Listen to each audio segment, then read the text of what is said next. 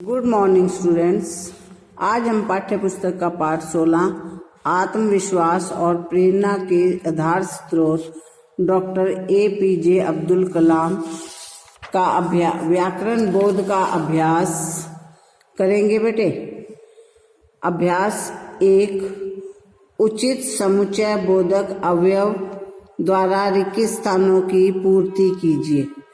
बेटे समुच्चय बोधक होते हैं और तथा जो जोड़ते हैं वाक्यों को, इसलिए तो ये हम भर के इसको कंप्लीट करेंगे। पहला है, विद्यालय के छात्र और छात्राओं ने डॉक्टर कलाम का स्वागत किया। सेकंड, कन्याकुमारी में सूर्योदय तथा सूर्यास्त, सूर्योदय मतलब सूर्य उदय होने का समय और सूर्यास्त सूर्य अस्त होने का समय जब डूबता है का दृश्य बड़ा सुंदर होता है। तीसरा, सभी प्रत्याशियों में डॉक्टर कलाम सर्वसम्मति से राष्ट्रपति चुने गए क्योंकि वे गहन अध्ययनशील प्रवृत्ति के व्यक्ति थे। चौथा, वे देश के प्रत्येक युवक को कर्मठ मैंने जो काम करता है, अपने काम में लीन रहता है और जागरूक बनाना चाहते थे। नेक्स्ट, वे देश को दुश्मनों से सुरक्षित रखना चाहते थे, इसलिए उन्होंने मिसाइलें तैयार की। अब बेटे इसका सेकंड अभ्यास है, रिक्त स्थानों में उचित संबंध बोधक अवयव छाटिए भरिए। बेटे संबंध बोधक अवयव होते हैं के बिना, के साथ, के पास, के विरुद्ध, के नीचे, के ऊपर, ये संबंध बोधक है। अब इसका पहला है, ज्ञान के बिना जीवन अधूरा होता है। डॉक्टर कलाम बच्चों के साथ समय बिताते हुए प्रसन्न होते थे। डॉक्टर कलाम के घर के पास रामेश्वरम का मंदिर था।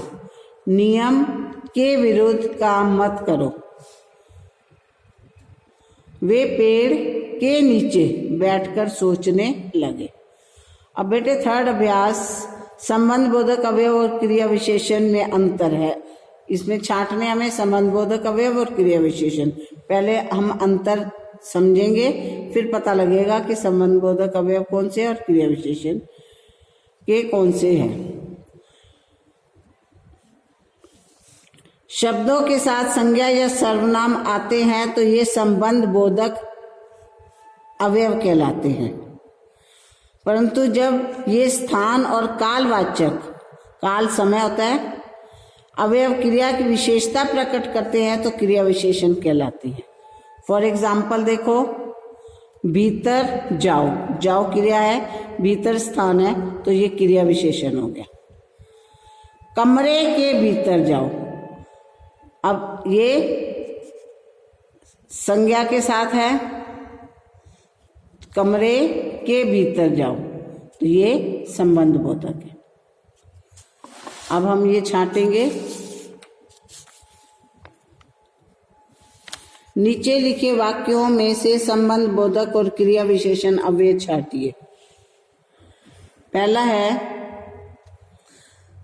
समयाभाव मतलब समय का अभाव के कारण मैं खेलने नहीं गया।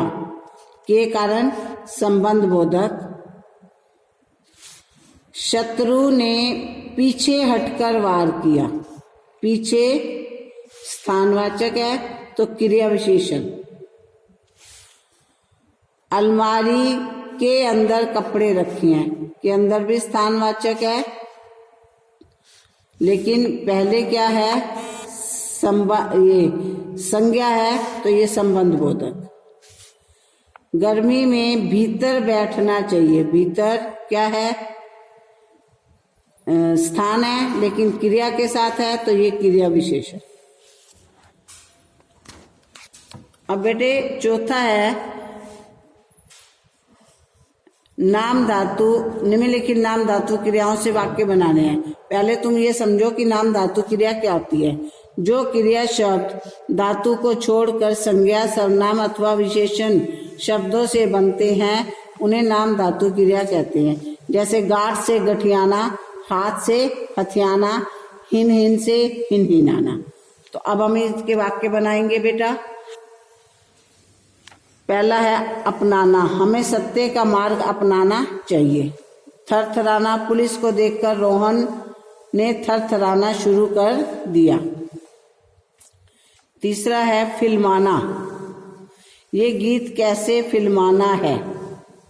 चौथा लजाना, बहू को तो ससुर से लजाना पड़ता है। गरमाना, खेलने से पहले शरीर को गरमाना अति आवश्यक है।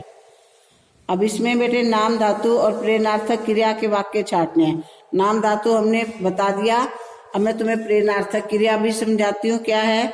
जिन क्रिया शब्दों के द्वारा कर्ता स्वयं काम ना करके किसी दूसरे को कार्य करने की प्रेरणा देता है वे प्रेरणार्थक क्रिया कहलाती हैं। अब हम इसमें से छांटेंगे वाक्यों को। जैसे पहला है कोई दरवाजा खटखटा रहा है, तो ये नाम धातु क्रिया है। जुम्मन ने खाला को की जमीन हथिया ली, ये भी नाम धातु है। नेक्स्ट है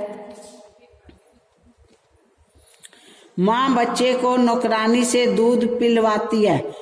बेटे काम नौकरानी कर रही है तो करवाने वाली कौन है, माँ, तो ये प्रेरणार्थक क्रिया है। घोड़ा मालिक को देखकर हिन हिनाने लगा, ये नाम धातु क्रिया है। जमींदार किसान से खेती करवाता है, जमींदार खेती करवाता है किससे, किसान से, तो ये प्रेरणार्थक क्रिया है। बेटा ये लेसन तुम्हें अच्छे से समझ आ गया होगा।